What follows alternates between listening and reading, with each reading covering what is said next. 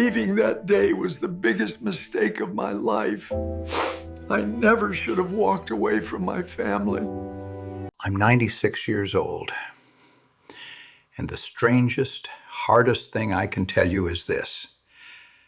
I didn't truly understand love until after she was gone. Not romance, not attraction, not that early, exciting feeling people talk about. I mean the real kind of love, the quiet kind, the kind that doesn't announce itself, the kind you only hear when the house goes still and you realize the person who made it feel alive is no longer there. I live in a small room now, a bed, a dresser, a chair by the window. The hallway smells like cooked vegetables and floor cleaner. Someone's TV is always on somewhere, muffled through the walls. Every morning I sit by the window and let the light land on my hands. Old hands, spotted, thin-skinned, veins like little blue rivers. They remind me that time doesn't slow down for anyone. I'm telling you this story because it's late for me, and because maybe it won't be late for you. Her name was Elaine, and if I say her name too many times, my voice tightens, so I'll try to be gentle with it. But I want her to be real to you, not just my wife. Elaine was a person. She had opinions. She had habits. She had a laugh that started in her nose and ended in her whole face. We were married for 52 years. She's been gone for 18. That's long enough for people to stop asking about her. Long enough for the sympathy cards to disappear. Long enough for the world to quietly decide I must be used to it. You don't get used to it. You just get quieter about it. For most of my life, I thought love was mainly a feeling you carried around in your chest, like warmth, like pride, like, I care about you. I didn't understand that love is mostly what you do, especially when nobody is clapping. I didn't understand that love is attention, it's presence, it's choosing someone again and again in small ways. And I didn't understand that the small ways are the whole thing. Elaine and I met in our early 20s, back when diners were smoky and coffee refills were automatic. She was a waitress near the bus station. I worked at a hardware supply company, loading deliveries and learning invoices. The first time I noticed her, she carried 3 plates on one arm like it was nothing. One plate slid, and she corrected it with her thumb without even looking down. That small detail stayed with me. It told me something. She could handle life. So I started showing up to that diner more than a man needs to. I'd sit at the counter, pretend to read the paper, and wait for her to walk by. Elaine would pour my coffee and say, "You again," like she was accusing me. But her eyes weren't sharp. They were soft. When I finally asked her out, she told me she didn't like walking home alone after her shift. So I said, "Then I'll walk you home." That was my big romantic move.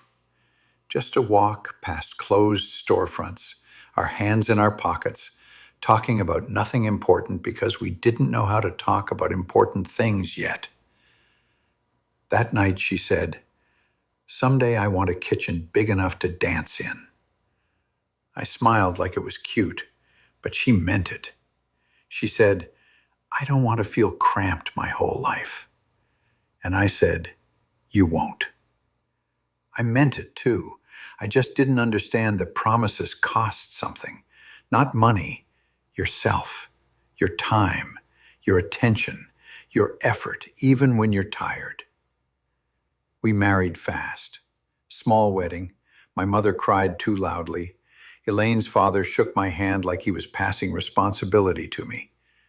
Afterward, we went to a cheap motel because we didn't have money for a trip. Elaine had a sandwich wrapped in wax paper in her purse. A sandwich on our wedding night, like she was already taking care of us.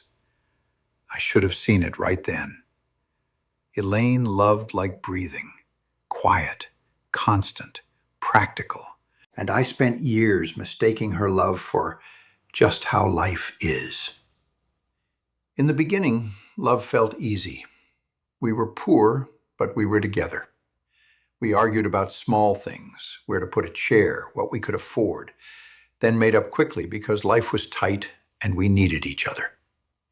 Elaine hummed while she washed dishes. She borrowed books from the library and read them with her legs tucked under her. Sometimes I'd watch her without telling her, and I'd feel lucky. But I didn't say it enough.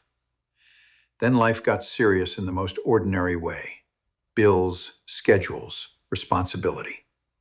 I got promoted, then promoted again. People started calling me Sir. I started bringing work home in my head, even when my body came through the front door.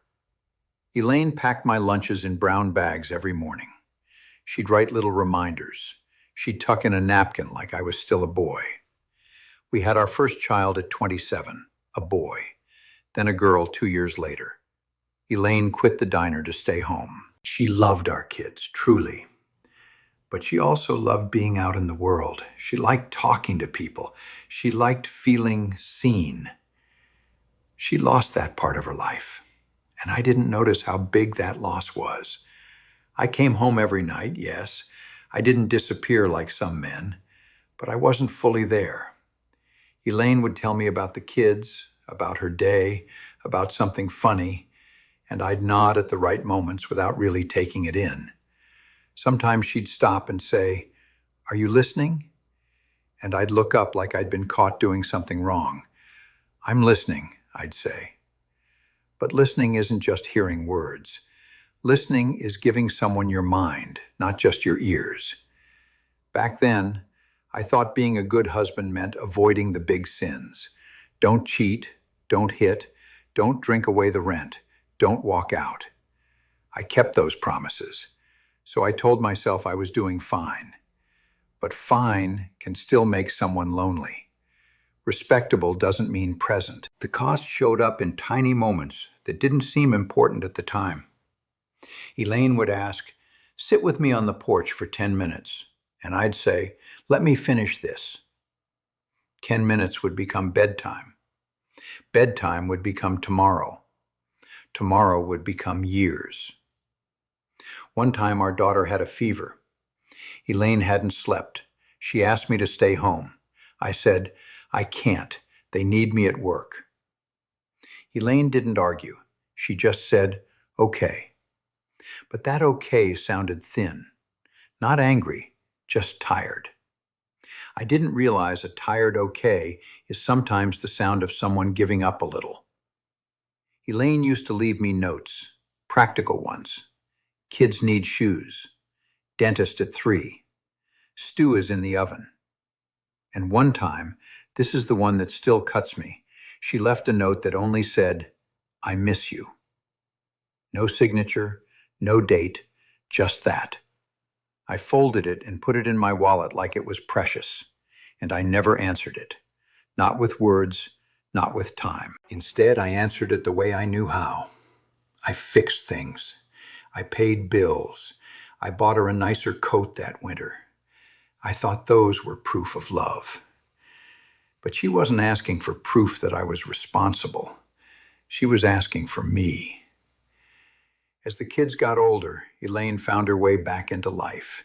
Church group, volunteering, friends I barely knew. She laughed more with them than with me, and I told myself it was fine, healthy, normal.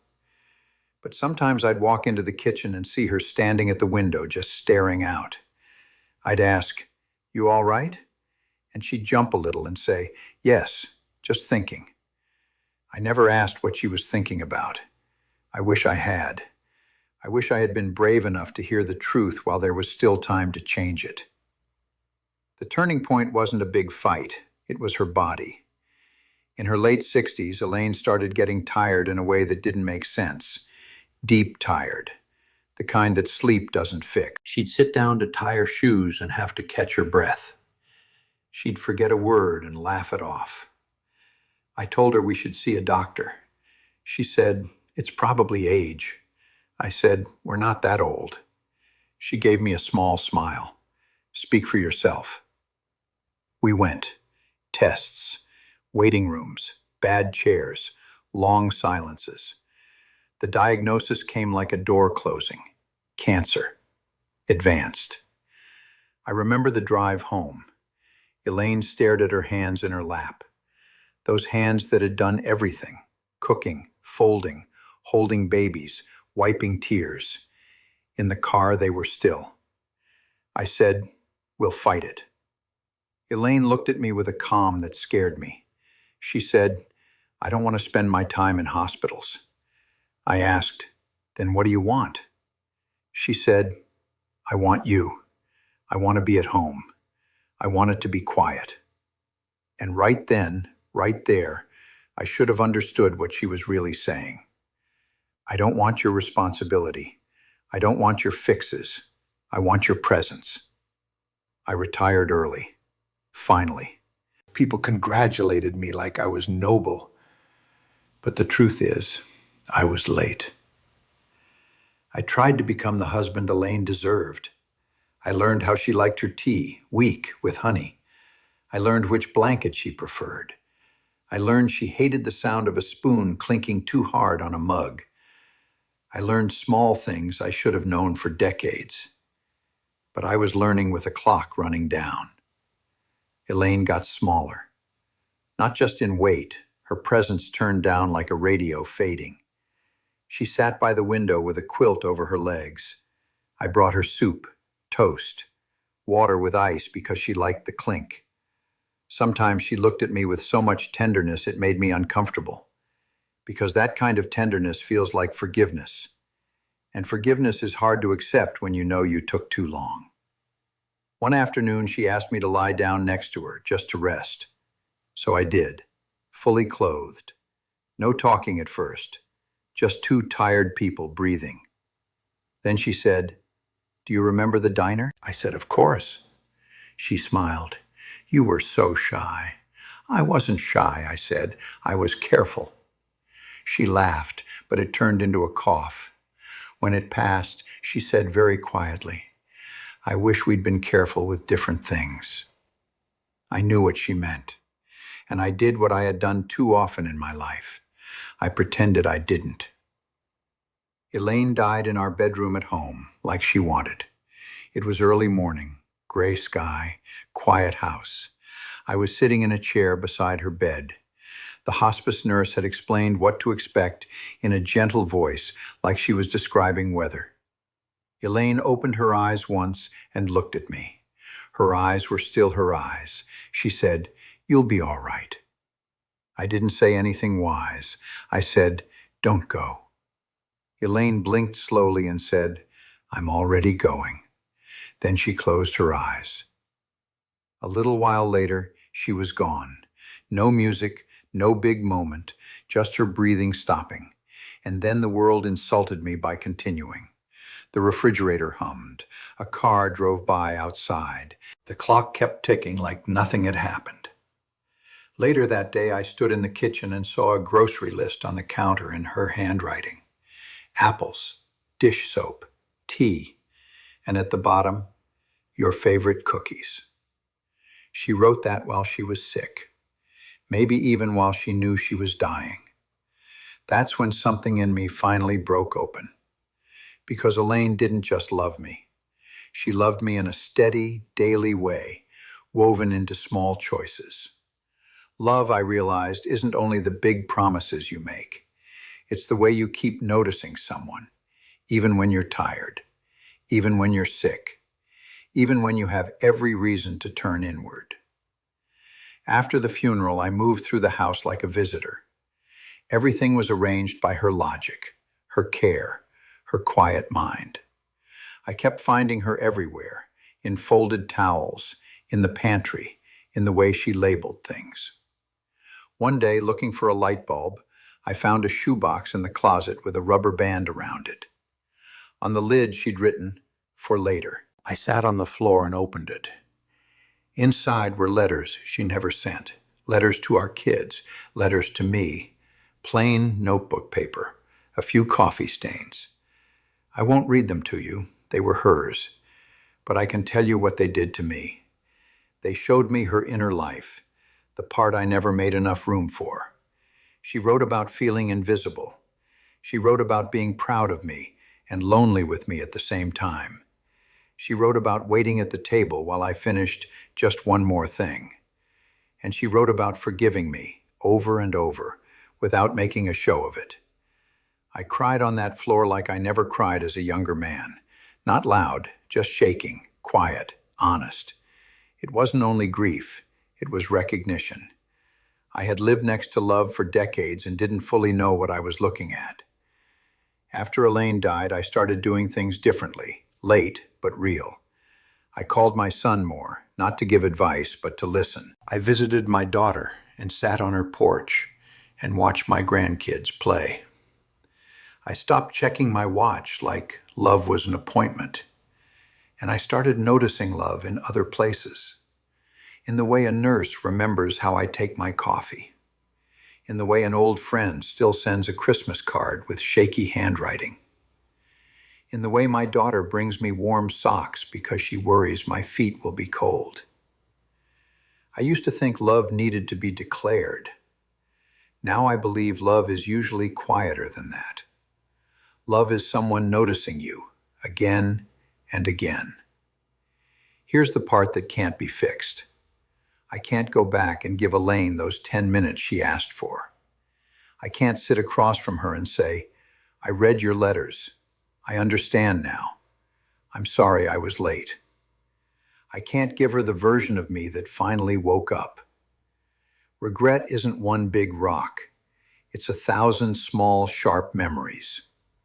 Her rubbing lotion into her hands before bed while I stared at the TV. Her pausing a movie when I left the room so I wouldn't miss it, when I didn't even care about the movie. Her saving the best piece of chicken for me without saying a word. I thought those things were normal. Now I know they were love. And I treated love like it had no deadline. It did. If you're listening and you still have someone who keeps trying to talk to you, someone who asks for your attention, please don't wait for a crisis to become present. Don't make them compete with your phone, your work, your worries, or whatever is in your hands. If they say, I miss you, don't answer with a solved problem. Answer with yourself. Because someday the bills will be paid one way or another. The faucet will get fixed by somebody else. And the person, the real person, will be gone. And you'll sit in a quiet room and realize you were rich in the only way that matters. And you didn't spend it while you had it. It's late for me. I feel that. I fall asleep in the afternoon without meaning to. I repeat myself. I forget names. But I'm still here long enough to say this clearly. Elaine loved me better than I understood. And I only learned the meaning of that love after she was gone. So now I try to return it sideways to my children, my grandchildren, the people who help me, by being awake while I still can be. At night, before I turn off the lamp, I picture Elaine in that diner, carrying plates like she could handle the weight of a whole room. Because she did. She carried our life, too. Then I say her name once, softly, like a prayer, like a promise I finally understand. Elaine. And when the room goes quiet again, I don't fight it. I sit with it, because that's what's left. That and the truth I learned too late. Love was never the loud part. It was the steady part.